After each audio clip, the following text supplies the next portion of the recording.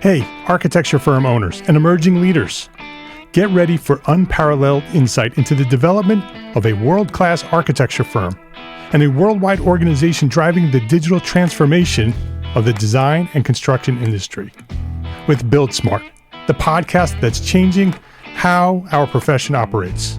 We share the incredible stories behind innovation in the building industry with my friend and co-host, Patrick McLeamy, FAIA, former CEO of the international architecture firm, HOK. You know, Yamasaki's office or firm lasted during his lifetime. And when he passed away, I think that was the end of the Yamasaki office. Helmut did not want that. He wanted a firm that would live out and grow beyond the founders. In Season 1, discover the untold stories behind HOK's meteoric rise, from 150 employees in St. Louis to a powerhouse with over 1,900 staff members and 27 offices worldwide. You know, they weren't as polite as the Kojima people. That was just boom. And anytime you have a creditor, whether it's Kojima or the bank, that wants their money, unless you can raise money someplace else, you are out of business. Bankrupt. And hold on tight for Season 2, where Patrick takes us on a new adventure as chairman of Building Smart International, shaping the future of digital transformation in the design, construction, and operation of built assets.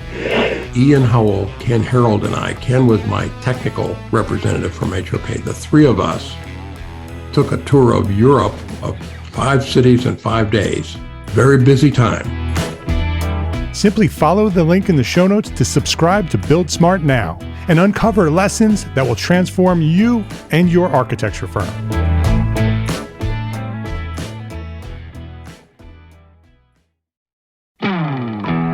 Hey, architecture firm owners and emerging leaders. Get ready for unparalleled insight into the development of a world-class architecture firm and a worldwide organization driving the digital transformation of the design and construction industry. With Build Smart, the podcast that's changing how our profession operates. We share the incredible stories behind innovation in the building industry with my friend and co-host, Patrick McLeamy, FAIA, former CEO of the international architecture firm, HOK. You know, Yamasaki's office or firm lasted during his lifetime. And when he passed away, I think that was the end of the Yamasaki office. Helmut did not want that. He wanted a firm that would live out and grow beyond the founders. In Season 1, discover the untold stories behind HOK's meteoric rise, from 150 employees in St. Louis to a powerhouse with over 1,900 staff members and 27 offices worldwide. You know, they weren't as polite as the Kojima people. That was just boom. And anytime you have a creditor, whether it's Kojima or the bank, that wants their money, unless you can raise money someplace else, you are out of business. Bankrupt.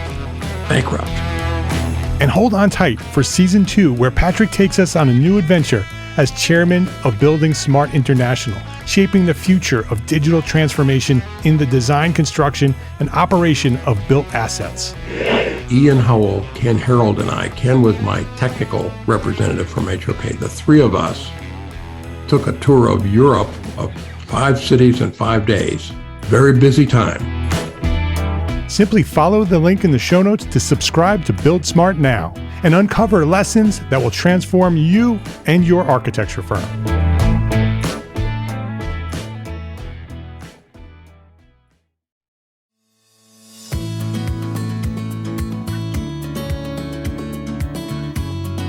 My name is Mark R. LePage, and you are listening to Entre Architect Podcast, where each week I speak with inspiring, passionate people who share their knowledge and expertise, all to help you build a better business as a small firm entrepreneur architect. Specifications, often overlooked, sometimes intentionally, but absolutely essential to a successful architecture project. Today, we're diving deep into this critical aspect of architecture with Sherry Harbaugh, a thought leader in the construction industry with over 35 years of experience. As a specification consultant, educator, and mentor, Sherry has spent her career helping architects and manufacturers bridge the gap between design and execution. If you've ever wondered how better specs can elevate your architecture, you won't want to miss this conversation. Sherry Harbaugh, welcome to Entre Architect Podcast. Thank you. It is an honor to be here. It is great to have you here. You and I, we just recently did an Entre Architect expert training session on specifications for the members of Entre Architect Network Pro level. And that was fun. And so I wanted to invite you back here on the podcast and introduce you to our global community here on the podcast and talk about specifications here. So I'm excited about that conversation. But before we do that, I want to know more about you. I want to know your origin story. So when did you discover your passion for architecture, and who or what inspired you to get started? Well, I'm going to dive into the specifications aspect because that's where I've been living for the last 35 years. And getting from architecture to specifications, I found was probably the bigger hurdle than growing up and, going to design classes or whatever in high school. I went to Montana State University and I got my bachelor's and my master's there. And then after graduation, there was a group of us, Sacramento. This is back in '89. Sacramento was a hot pot for construction. So there was about, I want to say 4 or 5 of us that went down to Sacramento. We interviewed, we all got jobs. And so we moved to Sacramento. And we were all at different firms, scattered among the city. But my choices, I guess I didn't choose very well because I just wasn't satisfied. Where I was, I just didn't like the firm. I was really disappointed, I guess. So after a year, I left and went to another firm. I went to another small architectural firm. Still in Sacramento. Still in Sacramento. Yeah, still in Sacramento. I went to a small woman-owned firm, and it was all women, and it was great. And I was handed my first project. I'm like, this is it. I'm on my way now, But I still didn't feel that fulfillment that I was expecting from having more responsibility. And maybe at that age, maybe my expectations weren't realistic, but I was disappointed again, right? So finally, she gives me a project that I get to do the design, and I got to do all the way through construction. What kind of project was it? It was a small commercial, and it was a renovation. It was a renovation of an old building, which was close to my heart. I love the historic stuff. So when we got into construction, the contractor started asking me questions about specs. And I was like, what? What is that? Magically, these specifications appeared, right? And I couldn't figure out, where did these come from? Who did them? And how is this helping me? And, every time there's a question, the contractor would say, well, in the spec, it says this. And I'd be like, what? Okay. And so that was my first real introduction to specifications out of school. And that's a hard way to get introduced to specifications. Yeah. Because I didn't write them. I didn't know what they were. Contractors referring to them all the time. And I don't want to say the project went sideways, but it kind of did, because it was hard. It was hard on me. And I didn't like that either. So even though I finally had that project that I could take from beginning to end, I still didn't feel that satisfaction. And in fact, I was probably more disappointed because I didn't feel like I was doing a good enough job, right? Because it was so hard. So this isn't the way it's supposed to be. So I spent a lot of time just really going through, well, what do I like? What do I not like? And I think that was the hardest thing is I have a degree in architecture. I spent all those years and money on my degree, and to say it out loud that I didn't like what I was doing was really hard. Yeah. And I was down there with some peers, right? I graduated with these other students, and we were down there as a group, and they all love their job and I don't, so it took a lot to let go of, okay, maybe architecture isn't for me. But I think what we don't learn in school is there's a lot of things you can do with architecture. So finding the path instead of giving it up, just saying, okay, I'm going to go sell skis or whatever, Yeah. Just sticking it out and finding those mentors that can help you find a path. That's what I ended up doing is I found some mentors, and, looking back on it, they were there the whole time. I just didn't know it. Yeah. Because I wasn't that aware of what I was doing or what I needed at the time, but they were there the whole time, leading me down the specification path. So after I left that small firm, we had another lull in our construction. And I went to a larger firm and was a junior specifier there. And then that launched me into my specification career. How did you know that specifications was the thing, right? You had that situation with the contractor, and that was sort of an uncomfortable situation. Yeah. I would think that that might actually make you feel like, I don't want to deal with that part of the business, Right. right? Just because of the situation you were put in. But you're Yeah. realizing as you're getting into the profession that it wasn't what you expected. And I think that happens a lot to young architects, right? They have this big dream. Many of us wanted to be architects for so many years. Mhm. And then you went through architecture school and got your degrees, and it takes a long time to get to that point. And then you realize, wait a minute, I don't really like this. And then you start feeling, I just spent all this time and this effort and this money. My parents were involved in all of this stuff. I can't, not do architecture, right? And so a lot of us just trudge through it and just Yeah. continue doing it forever, Yeah. not really being satisfied. Yeah, exactly. So how did you know? How did you know that specifications was your path? I still didn't know it was my path, but this junior specifier opportunity came up, at a larger firm. Yeah. And so when I said that I had support all the way and I didn't recognize it was, this is going to be a big pitch for CSI. Honestly, I don't get kickbacks for supporting CSI. Yeah, that's But okay. when I look back at all the little things that were sprinkled my way from the time I graduated, our last day or our last week of school, we were all 35 or 40 of us were brought into a conference room, and someone from CSI came in, talked to us about CSI, gave us all these little brochures about what is CSI, blah, blah, blah. That's the only introduction to specs I think we had in college. It was right on that last week. And so the thing that got me is that when I got to Sacramento, I could join CSI for $50 a year. I could join AIA for like $200 a year. Yeah. And so I was like, why would I do that? So I joined CSI. It was just more cost effective.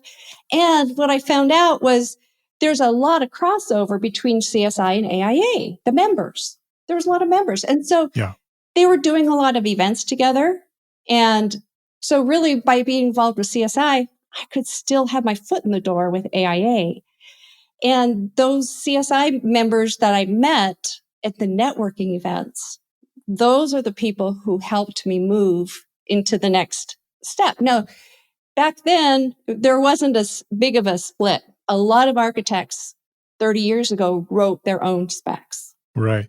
So this split has come, I would say, in the last 20 years or so. But back then, they were all doing the same thing. They were doing architecture and writing specifications.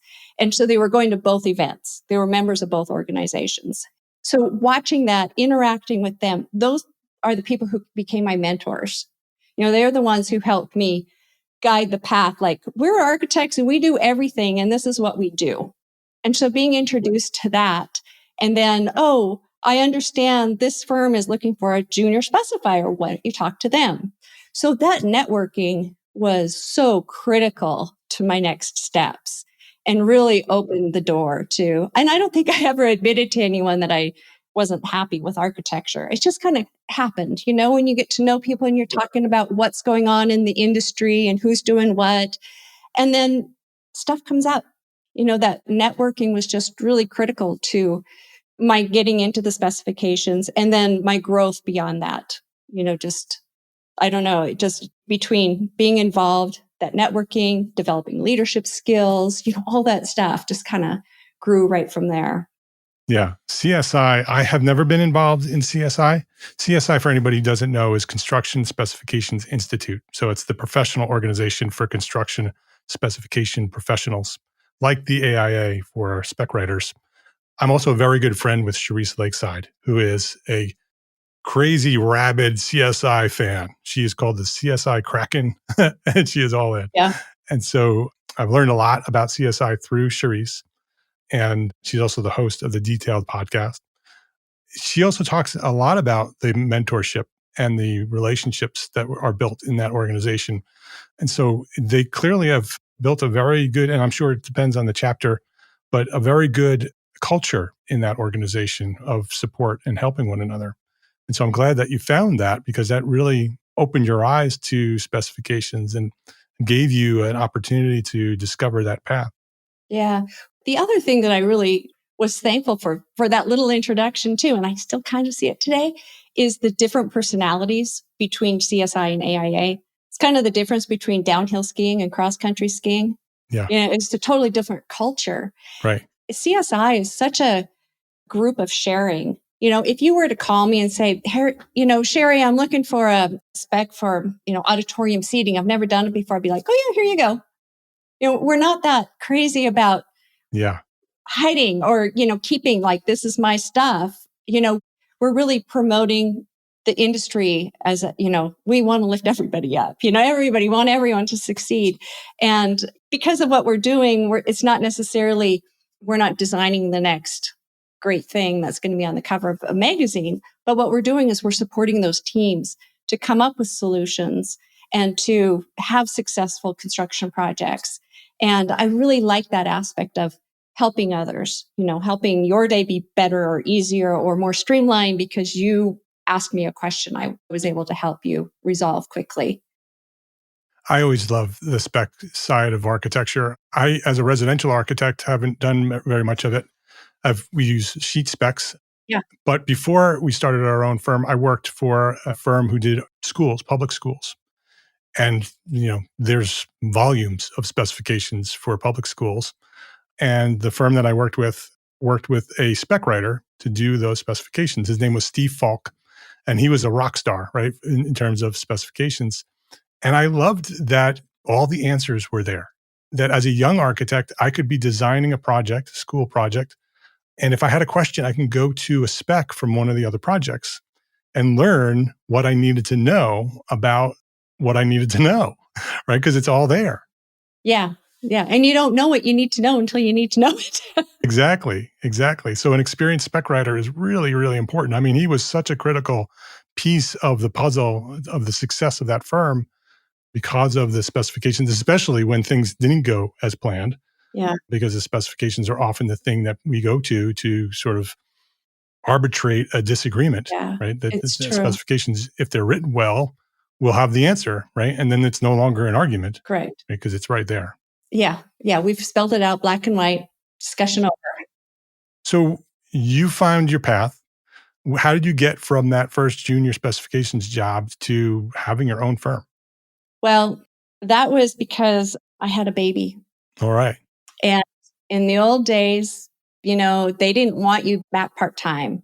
It was 100% in or you're out. We didn't have computers.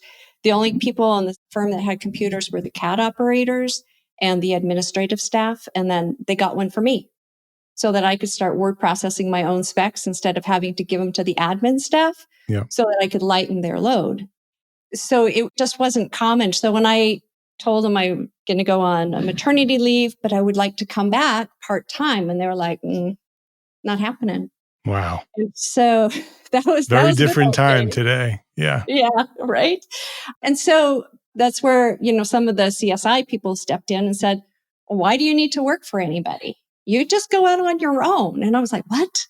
What? Go out on my own? Really? Yeah. And so they're like, yeah, we'll help you. And so they would give me clients, and I still see this today. So they gave me some clients. They helped set me up with the master guide spec that they used with those clients, and I was off and running. Yeah. And even today, a colleague went out on his own last August, and everybody has stepped in and said, here's a client, take this one, try this. It's still 30 years later, a very giving and supportive community. So that's how I got out on my own, is kind of by force. Yeah. Kind of without any choice. Then my husband had a solid job, and so he was able to support that. Yeah. And I always figured, well, once the kids are in kindergarten, they'll have daycare full time and I'll go back to work. But it was just very rewarding. I built relationships with my clients, and I couldn't imagine telling my clients that, I'm out. I'm going to go back to work for somebody because, I don't want to work with you anymore. How do you do that? And the thing about being independent was I was able to work on amazing projects with amazing professionals all over the United States. And it was all word of mouth marketing. I was doing stuff on the East Coast, on the West Coast, down in the Dallas area. Yeah, I was just really blessed with being able to do a lot of different, really great work. And no, my name wasn't on the glossies. When they hit the cover of the magazines, they didn't say, and Spec's written by Sherry. But that was okay because that isn't really a reflection of who I am anyway, is I didn't need my name out there. And I kind of liked flying stealth. Like I'm the secret weapon, Yeah, And there's something really kind of empowering and fun about being behind the curtain, the Oz of the specs. for sure. And it is such a critical piece to a successful project. Every project that gets an award, a big piece of that is that the specifications were well written, right? They existed. Yes. Right. And it's likely that that's one of the reasons why it was successful. Let's take a quick break to say thank you to our sponsors for their support of this episode. Gain lessons learned and credits earned with Arcademy, ARCAT's continuing education program. Listen to popular episodes of the Detailed podcast and earn AIA-approved HSW credits. Yes, you heard that right, HSW credits for episodes of Detailed podcast. Listen to an episode, check out the learning objectives, and use what you've learned while listening to take the course. The program is free, it's simple, and can be found at arcat.com under the Resources tab. Or just go to arcat.com/arcademy. That's arcat.com/arcatemy. That's arcat.com/arcademy. Please visit our sponsors today and thank them. Thank them for supporting you, the Entre Architect community.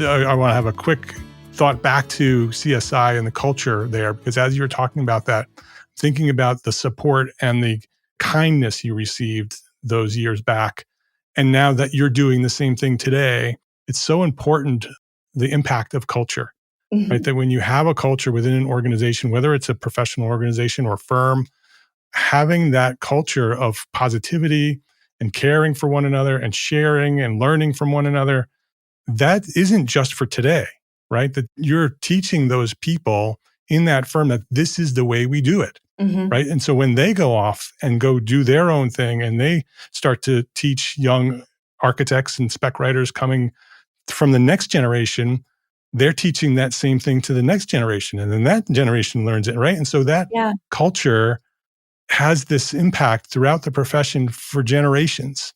And so it's so important to just acknowledge that those people back then aren't just helping you, they're helping everybody that comes in contact with you.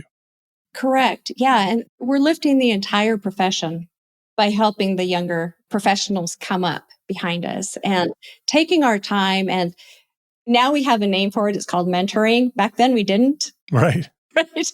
Yeah. But now we're mentoring and we've put formal terms to it. And you have to meet this many times. And I'm a mentor for a student at Montana State University. And, we try to get together when he's home during the summer. And it's, trying to meet the requirements of it. But truly, he's on my emailing list. Every Wednesday, I do a specifier share group and invite specifiers to come and listen to about a product presentation. Quarterly, I try to do a LinkedIn presentation. So I invite him to all those things. That's my way of reaching out and saying, hey, invite your buddies, go sit down and watch. Is that a private list or can anybody join that list? Anybody can join the list. How can they get in touch with you? There's a bunch of people right now wanting to know that. Just email me and I would love to include you on that list. And your email is sherry@trc-consultants.com? Correct. Yeah. So I have two lists. I've got the specifier share group where you can talk to people about products. That's every Wednesday. And then every quarter, I do a free LinkedIn training that goes out to my other list of people who are just curious about specifications. Great conversations happen there. So, yeah. All right. Well, there you go. Send Sherry an email if you're interested. Let's dive into specifications and really why we should be focusing on them, right? They're not just the book that gets lost under the pickup truck seat when the buildings are being built. You know, a poorly written specification could be worse than no specification at all. Have you ever had any sort of experience with a spec, not with a spec that you've written, but have experienced a project where the specification was not written properly and you had some issues with the building? I have had people come to me after the fact and ask me to look at, and what's missing is a lot of definition. And they're like, what did we do wrong? We're racking up, 300, 400 RFIs, all about the specifications. Is this just a boilerplate? That's something I get. Right. Do contractors have a boilerplate list that they send RFIs off of? I'm like, yeah, no, I don't think so. I said, send me your spec and let's go through it. And so I can go through it and mark it up and just like, this isn't even in your project, but you've got a spec for it. Just those obvious things. That's usually what it is. It's just a really poorly coordinated. Or they'll say, well, I used the project manual from the last project we worked on. I'm like, what was it? Didn't have anything to do with what you're doing now. But just because it's a written word doesn't mean it's applicable to every project, obviously. Yeah. So that's when they go sideways, is you just don't get that coordination between the drawings and specs, which can take just a couple hours to clean it up enough to avoid, 100 RFIs. Yeah. And we're talking to thousands of architects, but a lot of them are small firms and sole practitioners. Mm-hmm. And so often we'll get comments saying, hey, I don't have time for that, right? I just have this general notes on my sheet, on my drawings, and I'm good with that. How can small firms and sole practitioners make sure they get it right? One is they can contact you because you can work with them. You can review their drawings, review their specs. But what are some of the things that they can be doing to make sure that they can get it right? Reviewing their general notes. I don't have any issues with sheet specs or the short form specs, but I like to say start from scratch every time. That way you're not going to leave stuff in or leave stuff out that you need. So I think starting with the base master is really going to help you increase your step forward for your quality control. In my master guide spec, I have little brackets around all the options. I would rather see a spec with some of those brackets left in than a spec from an old project that has nothing to do with what I'm trying to bid. Just from a bidder standpoint, at least then they can say, hey, it looks like you didn't even edit this section. And then you can oh yeah, I didn't. Right. So it's clearly a mistake rather than some information that is completely irrelevant. Absolutely. So dialing in on that. And like I said, I use brackets around my options in my master guide spec so that I know that there's an option there. If I can't answer it, I'm reaching out to the architect, what did you design here? What product have you selected? So it brings up conversation. It's conversation too. If you just take a boilerplate and put it on and say it's good to go, you missed that conversation about what do you want? And is this appropriate for the project? It also leaves out the manufacturer's involvement, and they're critical to everything I do. They're my biggest supporter. They make me look so good. If you call with a question and I'm like, I don't know, and I'm sending out an email to my trusted advisor, and then you're like, oh yeah, that's great. Thank you. It makes me look good. They're great. They're in it. They're really in it, with their product. So they can really help us too. If we don't have those conversations, we don't know what we intended to do or what is real. Are the drawings real? Is that, cover page with the sheet specs real? It just really creates confusion for the contractor. They just don't know what to bid. Hopefully, if we're using sheet specs, you have a relationship with the contractor so that those conversations can happen at that point. If you're in a bidding situation, you better have it nailed down. Yeah.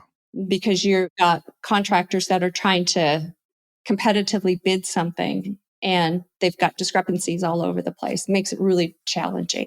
That'll give you a headache in a hurry. You mentioned earlier you use a master guide spec. Can you talk more about master guide spec, your master guide spec, and what that is and how it works and why it's important? I would love to. Thank you. So there's a confusion too about what are master guide specs. So there's a couple different levels, I want to say, or not levels, but types. Okay. Master guide specs are generic specs. They're written to be used in competitive bidding. Okay. So you can write a spec that includes the performance characteristics for several manufacturers. And then beyond that, you have your office master, which is edited to reflect what your office typically does. So just a real easy one that you could grasp is that your office always uses stainless steel fire extinguisher cabinets. Okay. So that's already edited in there. And so you don't have to ask that question again, right? It's already baked in. And then you get manufacturer specs and your manufacturer's guide specs, which you'll find on RCAT. Yep. If you download Malarkey shingles off the RCAT website, use the Spec Wizard. It's about 12 pages and you have every option for every product they sell because that's their one time that they can get in front of you. And so I would do the same thing. If I only had one chance, you're getting it all. Okay. So those are the different kinds of specifications. I have a master guide spec that I've developed and it has kind of pared down a bunch of those decisions. It's still a guide spec that I can use for competitive bidding. I can pare it down real quick for your project, for your product pretty quickly. I would still send it to a manufacturer's rep to say, did I get this right? Is this reflective of what we're trying to accomplish here? Yeah. So my master guide spec it's for sale. I do sell it on my website. Where can they get that? You can get it at trc-consultants.com or specseducation.online. All those sites are tied together. So you can get my education arm and my teaching arm all together.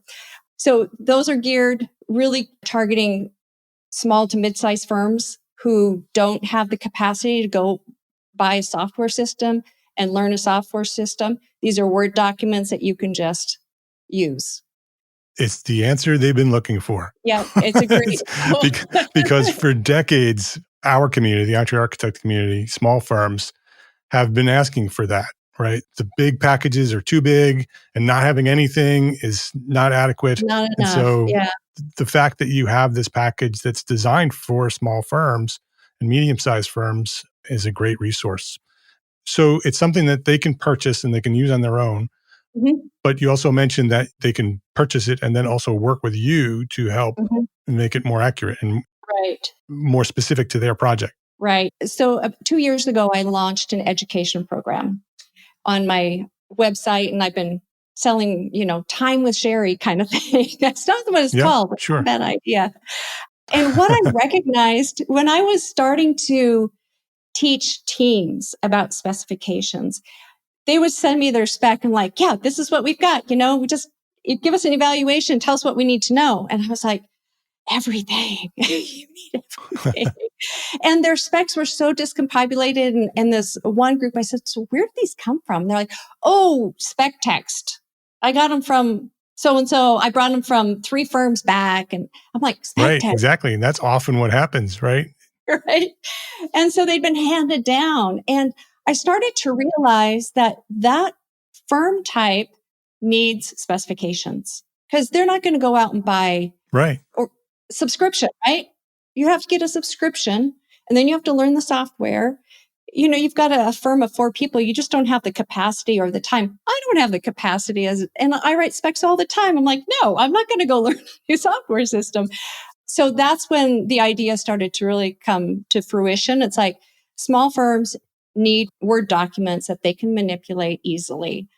If they lose them, they come back to me. I can get them back for them, right? Like, oh, we overwrite our masters. Here you go. Here's another one, Right. Plus, I really like working with people. And so having that contact, like if you bought my master guide spec and you were working away and you're like, oh, there's no stage curtain.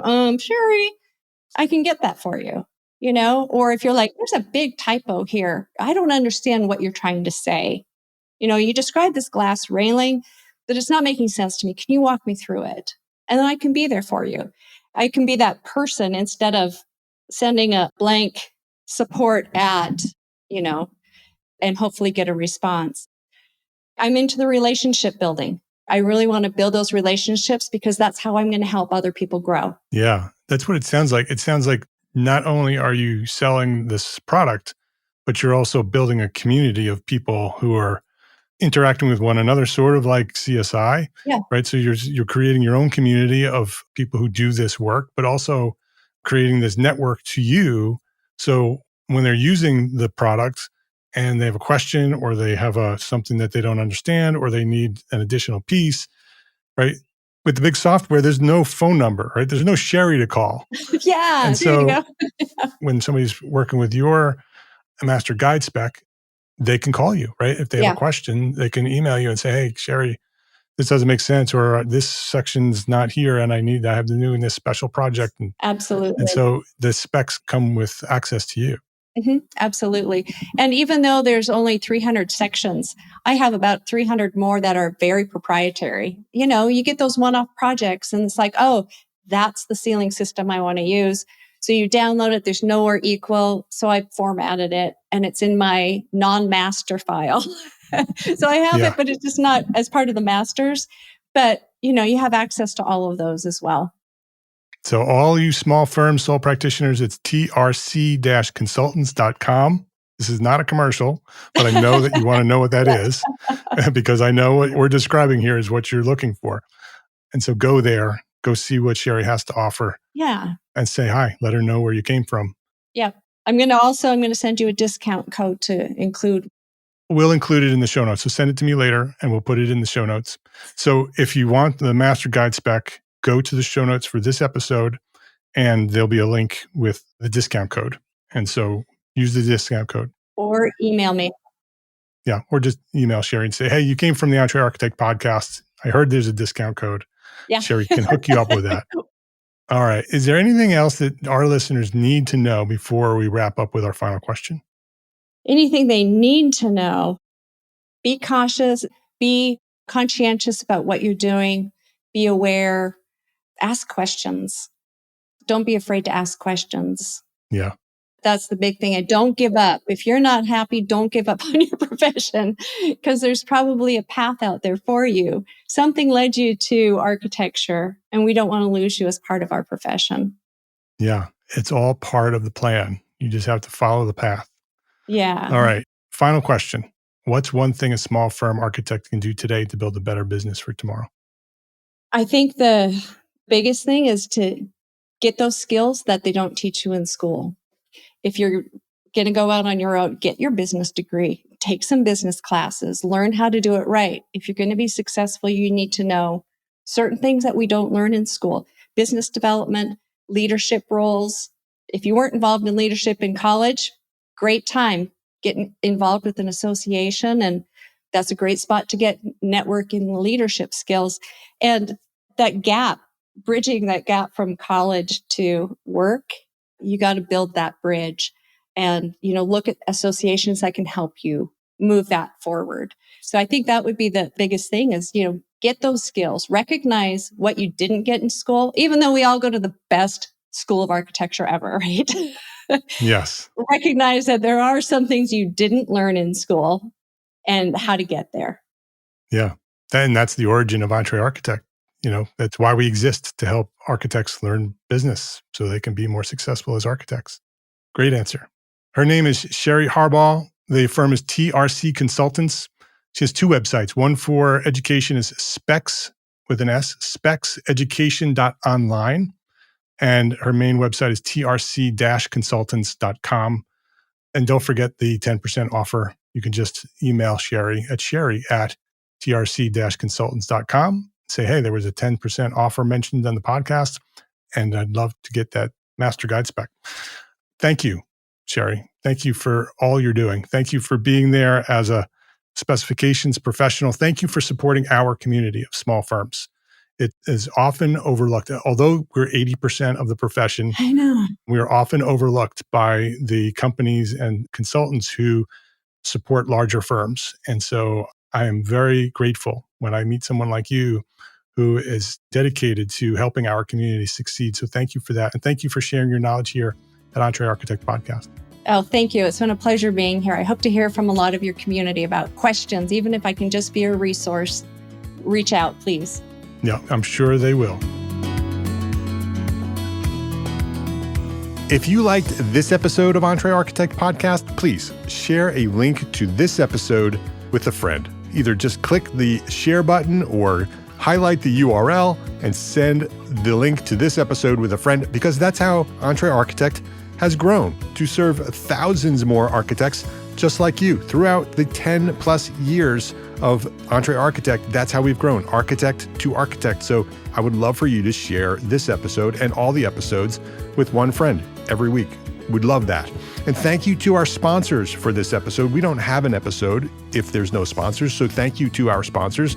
Links to those sponsors, which you should go visit and click, and all the resources that we discussed today for this specific episode, they are all available at entrearchitect.com/podcast. Every episode that we've recorded is there, entrearchitect.com/podcast. Go click the links to the sponsors and say hello. Entre Architect is a member of the Gable Media Podcast Network. You should go visit that at gablemedia.com. That is the next evolution of interactive media and resources for the AEC community. You can now earn continuing education credits for listening to select episodes of this podcast, Entre Architect Podcast. Yes, AIA CEUs for listening to a podcast. It's there, and many other podcasts are there as well, and you can listen to all of them and get credit. Learn more about our program, Gable Members Program, at the gablemedia.com/members website. That's GABL media.com/members. And if you are a small firm architect, join us today at Entre Architect Network. That is the worldwide organization for small firm entrepreneur architects. If you own your own architecture firm, you are an entrepreneur architect. You are an Entre Architect. With weekly live group business coaching, we have business coaching there, monthly live business training with AIA CEUs, 2 a month, so 24 AIA credits per year, including 12 of those are HSWs. We have them in the membership. Business resources, all the resources you need to run your business, special session webinars, mastermind groups, and a thriving community of small firm architects just like you. Hundreds of architects are there waiting for you to join. So we provide the support and encouragement you need to succeed as a small firm architect. I know that you haven't been trained as a business person when you launched your firm. That's what we do. Come learn how to run a business at Entre Architect Network. And today you can go join right now for free for 30 days at this link, entrearchitect.com/30 days will give you free 30 days for membership. Go check it out at entrearchitect.com/30 days, and I will see you there. Thank you for listening to this episode of Entre Architect Podcast. My name is Mark R. LePage, and I want you to remember 3 words: love, learn, share. Have a great day.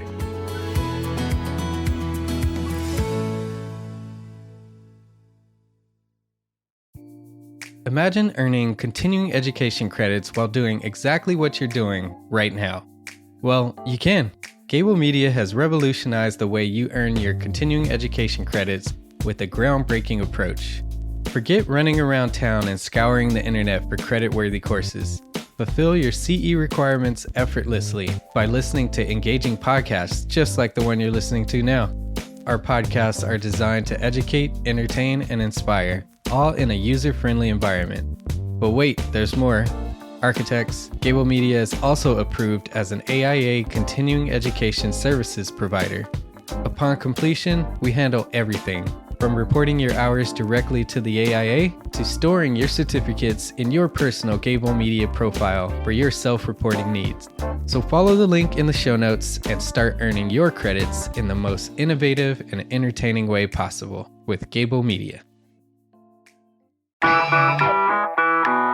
Attention architects and creative minds, get ready to supercharge your brand with Build Your Brand, the podcast that's unlocking the secrets of branding success for creatives. Hey there, it's Mark R. LePage, founder of Entre Architect, and I'm inviting you to join my friend, architect marketing expert Jeff Eccles at Build Your Brand podcast. where he explores the captivating stories of the world's top brands and transforms their lessons into powerful moves for small firm architects and creatives like you. In Season 1, Jeff shares the thrilling tale of Southwest Airlines, where he dissects their journey to the summit and distills it into strategies tailor-made for you. It's important to keep in mind that companies like Southwest compete in the real world, just like you, and face real-world challenges, just like you.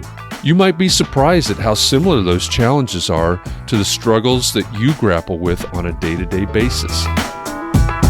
Don't miss out on your blueprint for success. Subscribe, tune in, and let's build your brand together.